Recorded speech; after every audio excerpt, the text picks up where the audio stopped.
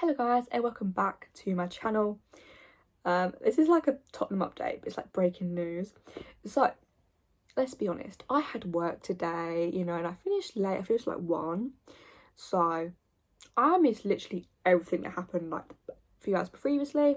So obviously the big news is that Nuno has been sacked by Tottenham. I expected it. The news was that it's happened and announcement was coming today, so I sort of expected it. And I do feel really sorry for Nuno. I do, because I feel like he's been put in this position and he's gone through all these situations for like 4 months just for it to be ended like that. So I do feel like Daniel Levy did make a massive mistake in hiring in the first place. I mean, it's just really, really bad. But obviously other news is that Antonio Conte is gonna be our new manager, and I still can't believe it, but we'll get into that. We'll move into that, but first we're just gonna discuss the sort of Nuno sacking. I feel like it was coming, and it was just inevitable that it was going to happen. And now that it's happened, it just feels like I'm in like a what's it called, an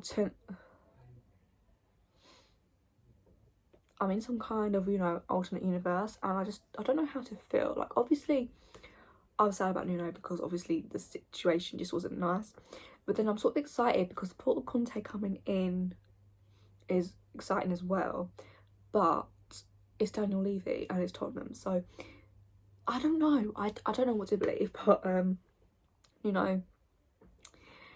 it started off really well, and then those 3 losses just happened and it was just atrocious, like 3-0, 3-0, 3-0, and then we win our next 2 games, and then it's like loss, like 2 losses. But so it's like 5 wins and then 5 losses. So I don't know, it's really difficult to think like, oh, I don't know what to say, because I knew it was coming. I was never like Nuno out like some other people were, and I sort of really defended him, and the only reason is because I do feel like he was just put in this like awkward position in the first place, and there were so many things that happened. The Kane drama during the summer, the squad in the first place, let's be honest. Obviously after that first international break, the injuries we had, the players missing due to the like COVID situation, he just didn't have much luck coming into this game. I do feel like he was just set up to fail from the start, and I do think the only reason Daniel Levy even appointed Nuno in the first place was because he was panicking. We didn't have a manager yet, and he just had to sign someone, and it's obvious there was no vision, there was no plan of Nuno. It was just, basically we'll just sign you and see what happens.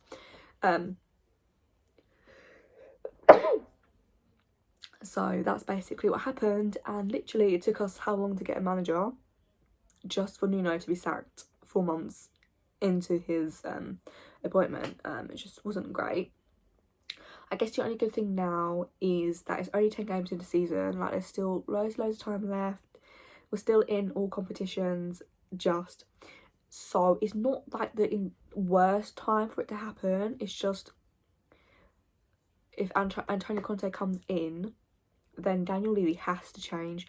Like, obviously I don't think they would go for him again if they are not ready to offer him what he wanted in the first place, which is really frustrating, because if Daniel Levy just did what what Conte wanted in the first place, then we wouldn't be in this position now. Nuno wouldn't have had a literally mad 4 months, wouldn't have had that situation. We wouldn't be in the current situation that we are, because surely Antonio Conte would have, demanded more signings, demanded more money, basically. And maybe that we wouldn't be sitting 8th in the league. Maybe we wouldn't be in this sort of position now. And maybe more players would have left and we've brought more players in. So we're just sort of on the back foot again. But if Antonio Conte does come in, I'm excited for it, I do think he's probably the best option that we can potentially get. And the fact that it's close to happening is honestly insane to me. I just can't fathom it. I'm sort of like, I believe it, like I believe it's gonna happen, but I'm just like, I just don't want, because I know I've got my hopes up, but then they just get broken down again. But and just like everything that happened with like Nuno, obviously it's not his fault, he's just another victim from Daniel Levy, and it's mad. Like, I've obviously, because I finished work late and I've just trying to keep up with everything that's happening, and it's difficult. I would like to sort of hear from Nuno. Just obviously it might be difficult because he did, you know, just get the sack and everything, but you know, I don't know. I don't know if we're gonna hear from him. I mean, it was only 4 months, but then again, all that effort he put in, and I just feel like he was just put in, and he was just gonna put up to fail anyways.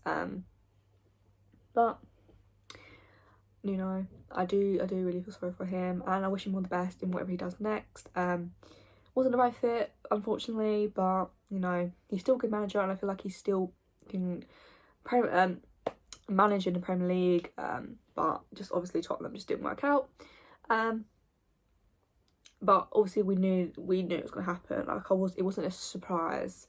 Like, what happened with Nuno wasn't a surprise. What happened with Poch, it was just, you know, we knew it was happening. Now that Nuno is sacked, and Antonio Conte is potentially becoming our manager. Now, because he's like a Chelsea legend, it is really, really, really, you know, if he can sort the mess out, then I'm all here for it. And if Daniel Levy gives him what he wants, the money, the backroom staff for starters as well, hopefully he gets his 9 backroom staff. Was it 9? I think it was 9. I mean, I don't think this shows Daniel Levy's ambition or whatever. I just think he's been backed into a corner and he's got no other choice than to go for Conte. Because what I heard was that they weren't really planning on sacking Nuno after the night game, but because of the fan reaction, it sort of made them rethink everything. And he wasn't really happy after that defeat, which makes it funny because it's literally his fault, you know, it's his fault that we're sort of in that situation. But I have hope again, guys. I have hope. I have optimism again. Like, after my night defeat, I was just like, you know what? I don't know what's going to happen. But now that this is potentially on the cards, and it's looking more likely this time, I don't want to get too excited though, because, you know, it could all fall apart. But, you know, I'm trying to keep some optimism and keep some hope, because God, do we need it.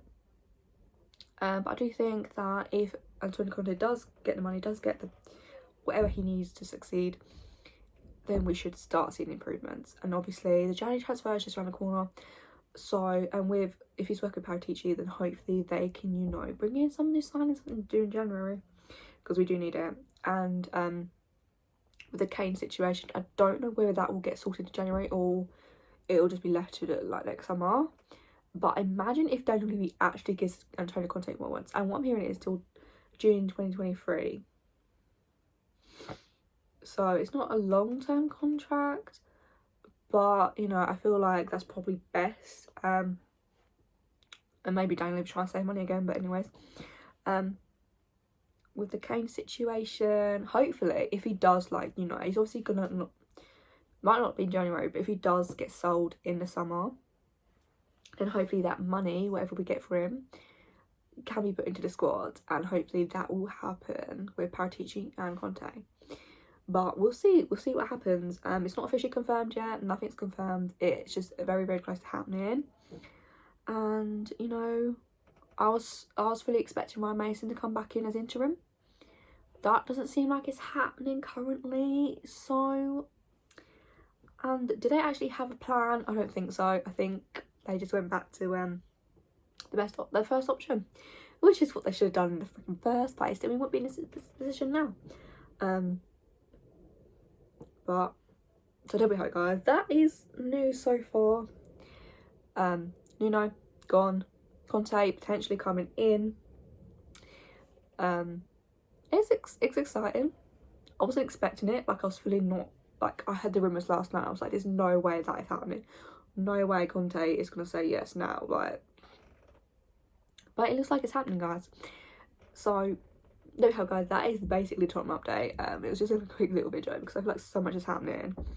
and I'm trying to keep up, but with these videos it's really, really difficult. There may be another video coming today, I don't know, maybe today, tomorrow, whenever we have more news, or might just do a live stream and keep up to date on Twitter and stuff, but who knows. Let me know down below your thoughts about the whole Nuno sacking, Conte coming in sort of situation. Give this video a thumbs up if you enjoyed it, subscribe if you haven't already, and normal sort of type videos should be back on Wednesday, because we do have a game Thursday and we just can't forget that. But maybe Conte will be in charge for that, who knows. But yeah, I'll see you guys either later or tomorrow or Wednesday, like I don't know. Too much is happening right now and it's messing with my head, but I'll see you guys soon. Bye guys.